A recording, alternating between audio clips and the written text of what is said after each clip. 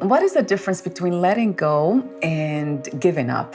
I love that you asked that, because letting go to me is surrender, and it's one of the most powerful things that we can do. It is about saying, this is what's here for me to do, and then recognizing, like we were talking about trying to control time. That's when we need to let go. You're not in control of that, but that's not giving up. Giving up is like saying, it's not in my control, so I'm not going to do anything.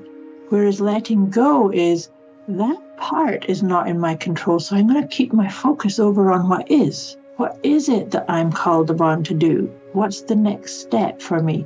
And sometimes our next steps are just tiny little baby steps. When we're in this flow of letting go, we get to acknowledge and feel into the joy, the creativity, the juiciness, the fun of what we're doing.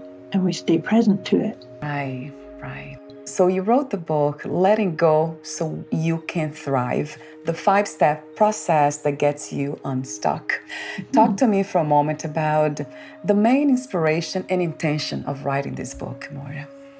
This is the work that I do with clients. I do this with groups and one-on-one, is helping them let go of their obstacles, of their blocks, of their inability to recognize what their purpose is, to let go of depression, anxiety, and addictions, stress, you name it, all of that. So the letting go process is actually, before I called it the letting go process, I used to call it the get unstuck method. Yeah. But then I evolved, and so did my clients. And that's when it shifted into this more holistic, surrender-based process. And so the 5-step formula actually came about by me watching and witnessing the changes in my clients and changes in me. And it grew with that. It was originally a 4-step process until I had one client that I worked with for over a year and realized, there's the missing step. So I'm always grateful to that client that he actually opened me to, there's something missing in this piece. That's kind of the background of that. And I felt inspired to write the book because I tell people about this formula so much. I love it when people pick up the book or learn what those steps are and start doing it on themselves, because you can actually do this if you know what these 5 steps are. And it is a practice, right, Moira? That's one of my questions. Letting go, this is a moment-to-moment practice, isn't it?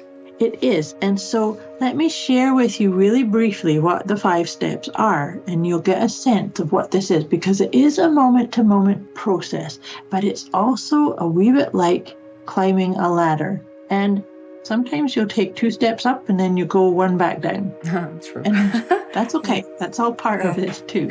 So all of the steps, they all start with A. All the words start with A. So the first step is awareness. In order to let go of anything, you have to be aware. Where are you? Who are you? What words are you speaking? Is everything in balance and flowing or not? So this is like an inventory stage, looking at what is.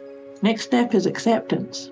And this one's the one that a lot of people will stay for quite some time at, because acceptance often feels to people like, I'm going to keep it. If I'm aware that I have a bad habit, or I have a propensity to try and stay in control of things or over manage time, then I might beat myself up about it, as opposed to just saying, this is what it is. Acceptance just means I'm accepting this is what is the truth right in this moment. And the truth is here too, is none of us can change anything until we accept what is in this moment. Once we accept, the next step is action.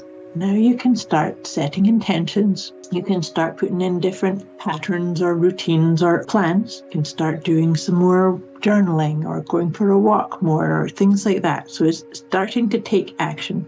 Then 4th step is adapting, because now once you've become aware and you've accepted, and then you started taking action on the things that you'd like to improve or change or let go or surrender, you adapt because you become a newer version of you. It's like this is you up-leveling. And then that final step is aspiring, because once you go through them, you've let go of a lot of stuff, so you can aspire. It's almost like, well, what's the next mountain that I'd like to climb? So I see it as a spiral, an upward spiral, and all of us are at all times at one of those levels.